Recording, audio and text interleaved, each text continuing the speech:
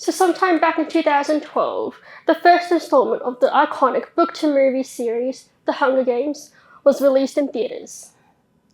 For those of you who are unfamiliar, The Hunger Games is a dystopian fiction in which the government, called the Capitol, enacts life or death challenges to keep its command over the districts it controls. You would think, with the disturbing topics this franchise tackles, that the majority of the fan base would be focused on the literary or cinematic choices in handling these heavy themes. And while these conversations, they do exist, don't get me wrong, but what's ironic is that the majority of the fan base, including me, well, we tend to focus on the love triangle instead. Are you Team Peter or are you Team Gale? And don't you dare have a different opinion to mine, okay? But hey, we live in a world where we are constantly surrounded by stories, books, TV shows, songs, games, and a whole stream of content on social media. But even though we're consuming more media than ever before, our ability to engage and interpret it, our media literacy, is falling behind. And it is especially evident when it comes to fictional works. In today's media environment, people often expect fictional stories to offer clear moral guidance. Good characters must always be good, and bad characters must always be punished. If a character portrays ethically debatable principles, that story must be labeled as problematic. But the thing is, fiction has never worked that way. Shakespeare's Hamlet isn't a role model, and Walter White from Breaking Bad is not someone we're meant to admire. These characters are morally grey, and that is the point. They exist to reflect the messiness of human nature, to show us how power, grief, pride, trauma can twist a person's mind. But then there's the issue of misjudging the role of fiction as well. There's this growing belief that stories must always have the right lessons. They must always teach us this. This is good, this is bad, black and white. No. That every piece of fiction should be morally pure and uplifting, but that's not what art is for.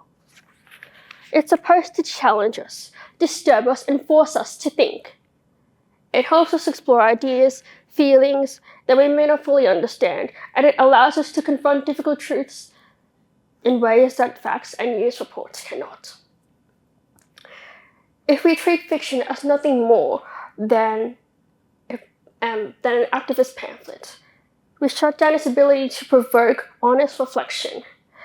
Art doesn't always give answers, it often asks questions as well. And in doing so, it invites us to look at ourselves more deeply. The moment we demand that all fiction be morally safe, we limit its capacity to explore the full range of our human experience. We as an audience also undermine how social media shapes our understanding of fiction. In the age of TikTok soundbites, many people form opinions about fictional works without ever engaging with the full text. They'll take a single scene and take it out of context and draw sweeping conclusions, or they'll join a hate train and without ever wondering whether this criticism is fair or nuanced. This creates a shallow discourse where loudest voices dominate, and creators and fans of a franchise are forced to defend complex work against viral misreadings. As a result, people become afraid to explore or even recommend stories that deal with dark or uncomfortable topics. When we let quick takes over deep thinking guide our understanding of fiction, we lose our ability to analyze, interpret, and disagree in good faith. Which leads us to the most tragic consequence of losing fiction's power to build empathy. Fiction allows us to step into someone else's shoes, to see the world through the eyes of a refugee, a soldier, or someone struggling with addiction. When we engage with these stories, we develop compassion for people unlike us. But when we rush to moral judgment, when we quickly want to decide whether something is good or bad, we close off that empathy. Audiences don't often ask, what can we learn from this character's experience? Instead, we diminish their role in teaching us something about humanity.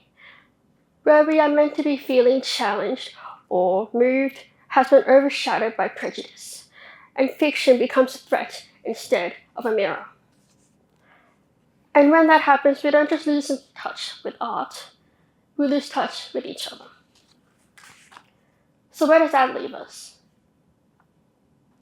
I challenge people who are fans of any fictional franchise to watch a video essay. And I don't just mean those, 3-minute short clips. I'm talking full, comprehensive 30-minute essays from a variety of content creators that explores the layers of storytelling with nuanced perspectives. And please avoid basing your opinions off of one YouTube short. That's not going to do anything for your critical thinking.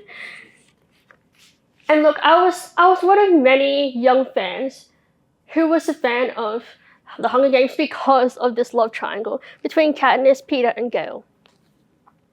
I was Team Peeta, by the way. I love that guy. That guy who throws sacks and is really strong. He's a baker boy. I love him because he's this soft, I guess, romance interest. That just really touched with me for that reason. But when I began to explore the story itself beyond the romance and looked more into, the textual or the cinematic choices that Suzanne Collins made when crafting her story, I was in awe of what a world she has created for us to dive into, to enjoy, to relate to develop compassion for these characters we might not even, have any sort of relevance towards. And we also get to see how translating film too. So, with that being said, if nothing else, I'll leave you with one thing to ponder. What is the author telling us about humanity beyond a single perspective? Thank you.